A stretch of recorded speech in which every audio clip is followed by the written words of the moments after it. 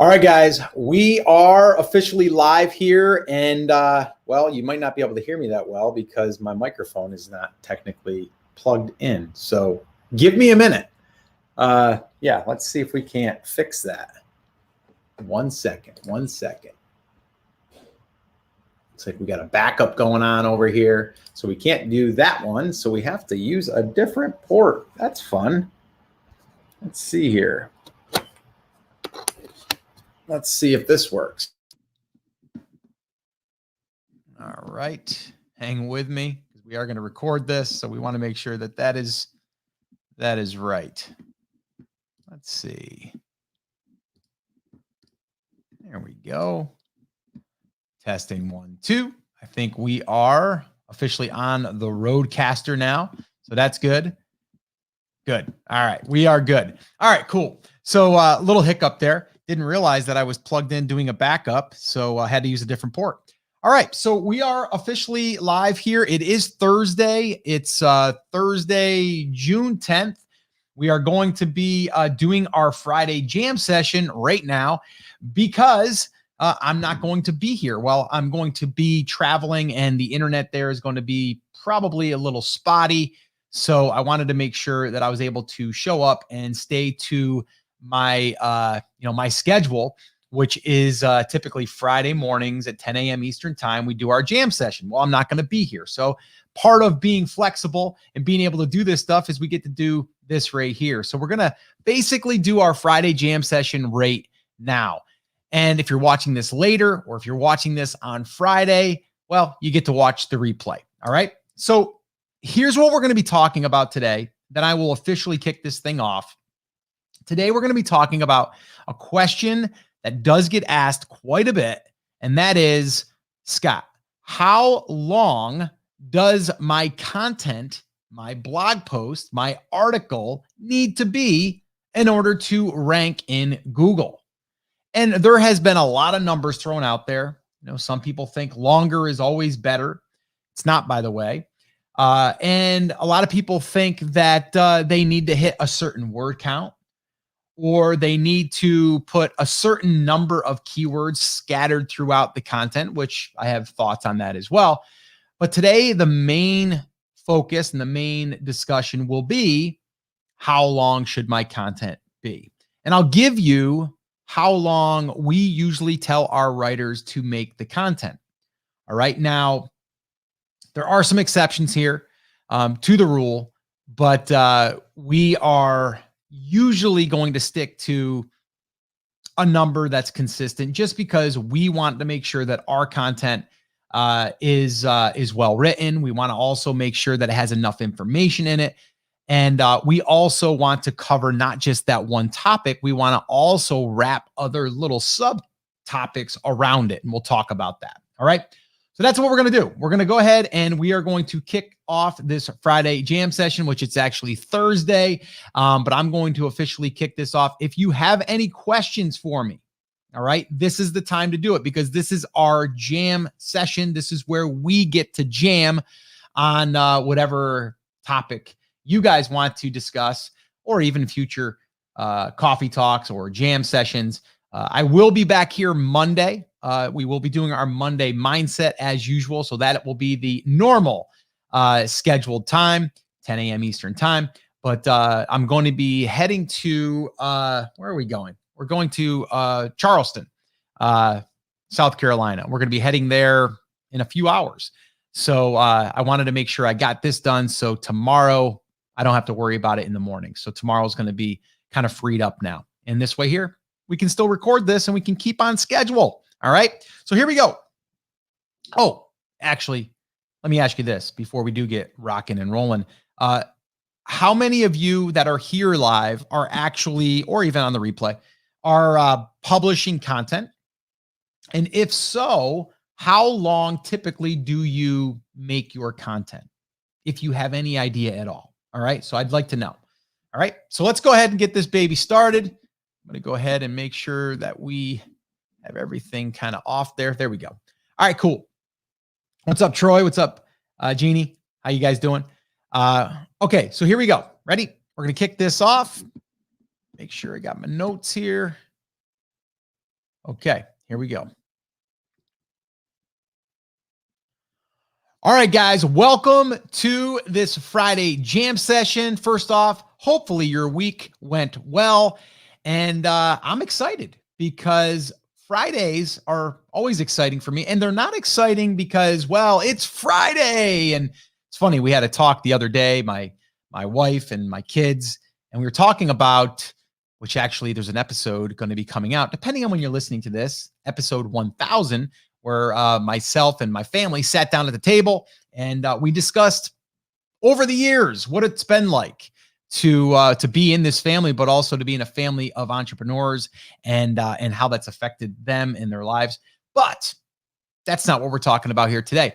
But it was funny because as we were talking, throughout our conversation, we were just talking in general, like Fridays, like people live for Friday to get to Friday and then the weekend. And then on the end of the weekend, it's like Sunday night. And then you're like, man, I don't know.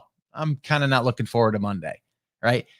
I haven't had that feeling in years. I remember the feeling. I remember it in school when I would, Sunday night would roll around. You're like, oh, I still got to do that homework assignment. Oh, that means school's tomorrow. That's such a drag. But Fridays would feel the same, right? It'd be like, yes, tomorrow's Friday. As soon as Friday's over, the bell rings, on to the weekend, right? Well, I feel excited right now about Fridays, not because work week is over with. It's actually because recently we've been traveling for volleyball and for beach volleyball for my youngest, my 13-year-old. And this weekend, depending on when you're listening to this, we're going to be heading to Charleston for a beach volleyball tournament, which is going to be awesome. So I'm excited. So, all right, today, what are we going to be talking about on this Friday jam session? Well, a really, really good topic because we talk a lot about creating content that brings in evergreen traffic for years to come, building our email list and driving traffic that way. But one of the big questions that comes in is, Scott, I want to create content, or I have been creating content for my website, but I'm just not sure. How long should it be? And what I mean by how long is like, how many words, how long, how in depth should it be? And Scott, how do you write in-depth posts on questions? Because you talk a lot about, creating a resource for your market. And a lot of that is answering questions, specific questions. Actually, it's very, very easy to rank. It's a lot easier, I should say, to rank for keywords that are long tail that's answering a specific question. How to catch bass in a pond. Can you catch bass in the winter? Those types of questions, right? But how do we come up with a word count that is good and that Google is going to reward us for? All right. So I'm going to pull one of Chris Schaefer's well-known sayings that he says inside of Brand Creators Academy, and he has for years. You ask him a question and he says, it depends. I still got to get him that shirt. I said I was going to get him a shirt that says that because he says it quite a bit. And in this case, it does depend. I'm going to give you guys some things to look at when you're creating your content, and that will give you an idea of how long the content should be. But it needs to be as long as it needs to be to convey or to answer the question. Now, you might say, well, Scott, if I answer a question like, can you catch bass in the winter? It might be like, yes, you can catch bass in the winter because bass like the cooler water. And I've had a lot of great success catching bass in the winter. So yes, you can catch bass in the winter. Like that would be the blog post? No. So what happens is when you answer that question, you go into more details of why you can catch bass or why not you can catch bass in the winter. Okay. Then you might want to talk about maybe there's specific lures that work better in the winter. And then you talk maybe a little bit about sizes of the pond make a difference. You might also talk about temperatures between, 50 degrees and 70 degrees. And I'm just pulling this stuff out of thin air, but you would go to, here's a quick way to find those subtopics that will build out that post is if you go into Google and you search, can you catch bass? Actually, I'll do it on the fly here and I'll read it. So you guys that aren't watching will be able to, let's see. So can you catch bass in the, and then it says winter, right? So I also have, can you catch bass in the middle of the day? Can you catch bass in the summer? Can you catch bass in cold, in the ocean, afternoon, river, right? But I'm going to go, can you catch bass in the winter? So I click on that, and then directly down below that, the little snippet, it says people also ask, what is the best bait for bass in the winter? Do bass bite when it's cold? Where do largemouth bass go in the winter? What temperature is too cold for bass fishing? So those would be those subtopics. So then you would write a paragraph or two on those. And before you know it, we've got a blog post about 1,000 to 1,500 words. That's usually where we are living as far as our creation process. We're usually between 1,200 and 1,500 words. So if you want a word number, I'm going to throw that out there. We're between 1,000 and 1,500, let's call it. And I would say usually on the side of 1,200 to 1,500. But does that mean that some posts won't be 1,800 or some posts might be 1,000? It's going to vary. But here's one thing that you want to look at when you are deciding how long it is. And I don't mean like you're going to set out like this has to be this exact word count. But what you want to do is you want to look at that keyword, okay? And then you want to see all of the websites that are ranking for that keyword. And then you want to see their content. You want to look at their content. Is their content well written? Is it long? Does it have a lot of images? Are there a lot of subtopics? Is there a table of contents? So we have to look at our competition in a sense, okay, of what they are writing. Now, in the very beginning, you might not want to do all that work. And to be honest with you, we didn't. And I still don't. Because usually, if we're just starting question type based posts, we are going to write them between 1,200 and 1,500 words. That's the instructions I'm giving to our writers. And why am I doing that? Because usually question-based posts are less than that, because exactly what I shared with you in the beginning there was it's hard for people to write more than just to answer that question.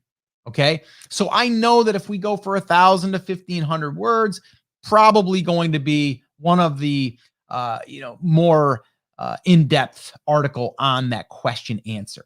Now, if you're going after how to, you could be up against 6,000 words, 10,000 words. Now, does that mean that you're going to rank better? Not necessarily, but usually, and common sense says here, if your blog post is larger and it has more information, then you're probably going to have more information that supports the reason why someone came to that article. And then Google would reward you because you're on that post longer. You're reading that post, for a longer period of time. You're getting the information. So Google wants to put it in front of those people, right? Not just because it has 6,000 words. It's because it has more information that's useful. And then they start looking at like how long someone sits on that page. If it's a longer post, they're probably reading more. Maybe there's videos embedded on that. So that's where you would then want to look at your competition. But if you're just starting out, or if you're adding a batch of question-based posts, I would say anywhere from 1,000 to 1,500 words is kind of where I would live, okay? And you're probably safe. That's what we did on both of our case study brands that we're building inside of Brand Creators Academy, and it's worked very well for us, okay? This way here, we have like, that's our metric that we want to, or our outline structure is where we want to have subheads. In those subheads, we want to have 2 to 3 paragraphs. Usually that's going to build it out to be 1,000 to 1,500 words. And it's worked very well. So if you want a number, I would say 1,000 to 1,500 words, just because it gives them enough information and you can build it out with those subheads. Okay. So that would be that. Now, the other thing to look at when you're looking at your competition to see, okay, I'm going to write this. This is the length I'm going to write it. But you also want to look at the keyword that you're going after, your competition. Is their title the exact search? Okay. And the reason why I'm saying this is because sometimes you could write a post that was a lot less than what they have posted because you are an exact match on the title, and inside of that content, it's answering exactly what the title says. So for that one specific search, you might be able to outrank them because it's more of an exact match for the user. Not always, but it would help, right? Now, if you had the exact match long tail keyword in there, right? How to catch bass in a pond, or can you catch bass in the winter? Okay. If you had that, and then you had those different subheads, what is the best bait for bass in the winter? You could potentially rank for that now, because that's inside of that post. The title of the post is, can you catch bass in the winter? And then the obvious question that would also be in there is like, okay, you said I could, so what's the best bait? Right? And then that way there, you could potentially rank for what is the best bait for bass in the winter. Do bass bite when it's cold? Possibly rank for that. Where do largemouth bass go in the winter? Possibly rank for that. So now you have multiple ways that people could find this article that's all relevant, even in the subheads, because the subheads are going to answer these other specific questions. So you kind of get all of these other benefits. So that is my thoughts on how long does a post need to be. It does depend. Okay. But hopefully you can see that, number one, don't overthink it. If you're creating question-based posts, keep them between 1,000 and 1,500 words and you'll be just fine. Okay. It's better than saying, oh, I think I got to have, 1,262 words, and you try to hit that, and, you're trying to get everything like perfect in that range. Okay. Make sure that the title is the exact title of the post. And other than that, optimize the post. Have good images in there. Have those images have keywords that are related to the post. Embed a YouTube video that's not even yours. Put that in there and see how that does, okay? Because you keep people on that page longer, it's also going to let Google know that people want that information and they're enjoying that information and they're using that information, all right? And then one other thing, while we're on the content side of things, make sure that you do some external linking and some internal linking. External could be, sending out a link to maybe bassmagazine.com, right? Where you can say, oh, there's some other great articles over here, or maybe you link to an article. And then you also, if you have other articles that support the piece of content that you wrote, interlink. And then what that'll do is it will also keep that person engaged, because they may click over to another post, read another one, stay on your site longer, which helps Google see that you are, a site that's giving good information. Okay. So those are just some things that you could also do as you're optimizing the post, because it's not just word count.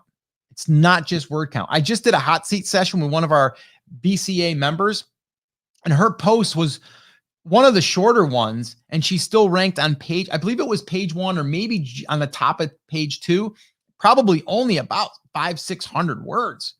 But some of the ones she was going up against were some really high authoritative sites, but her post answered that one specific question.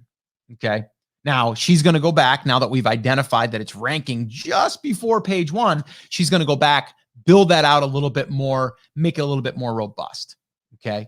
So that's my thoughts on word count, okay, and how long it needs to be.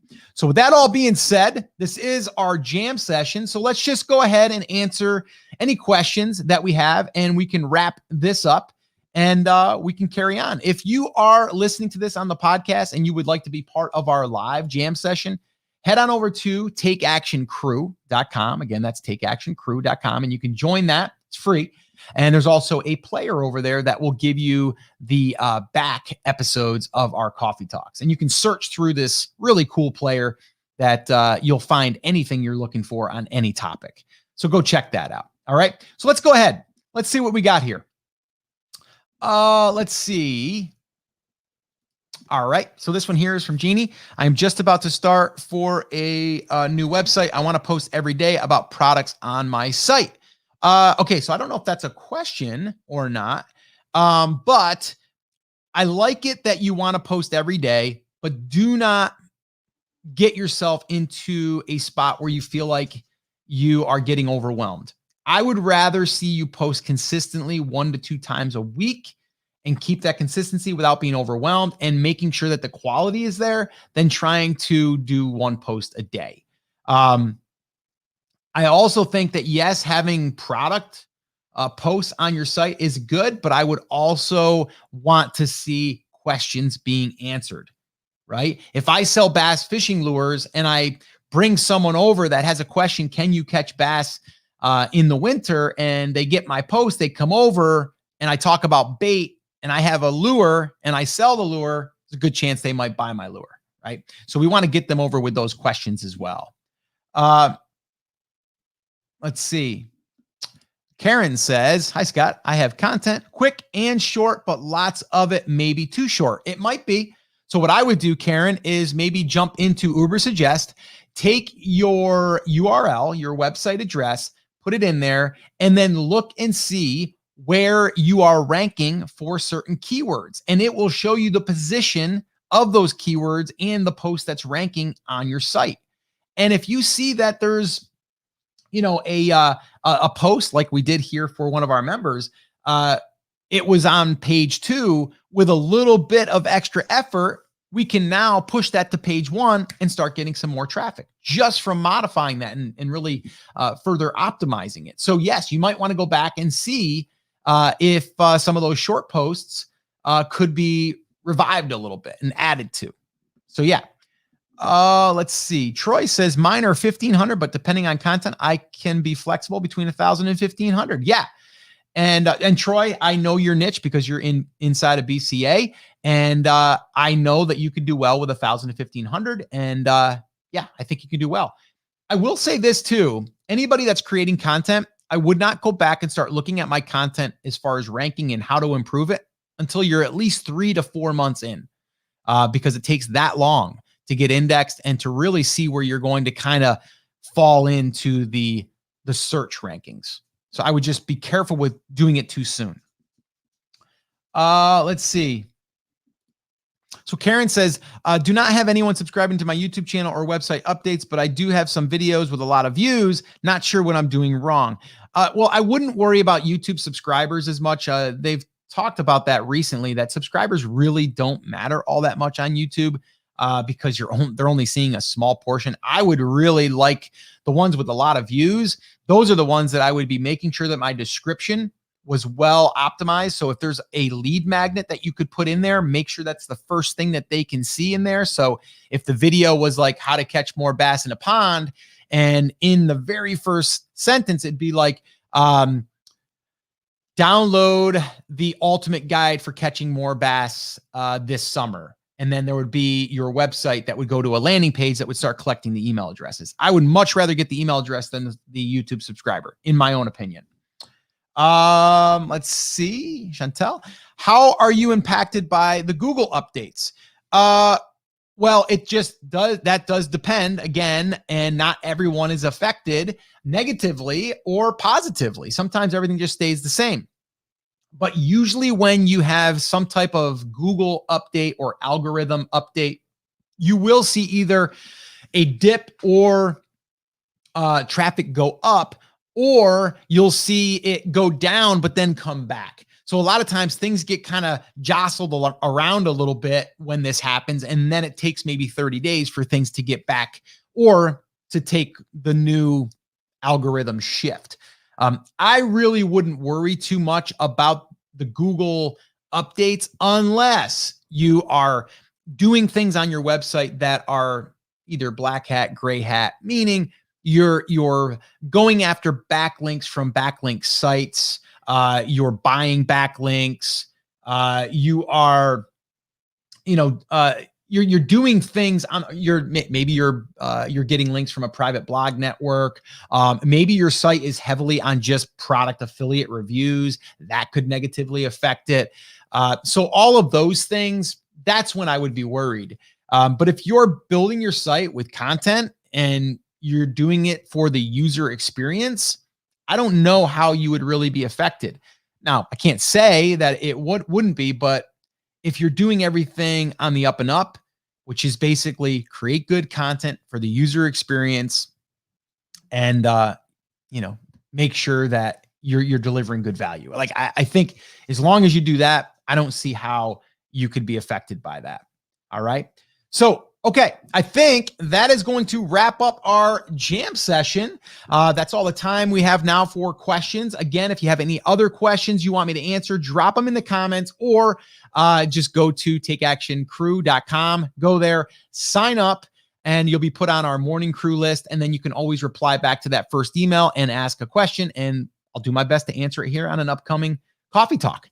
All right, guys. So that's it. That's going to wrap it up. As always, take care. Take action. Have an awesome, amazing day, weekend, whenever you're listening to this, and I will see you soon. Take care, guys.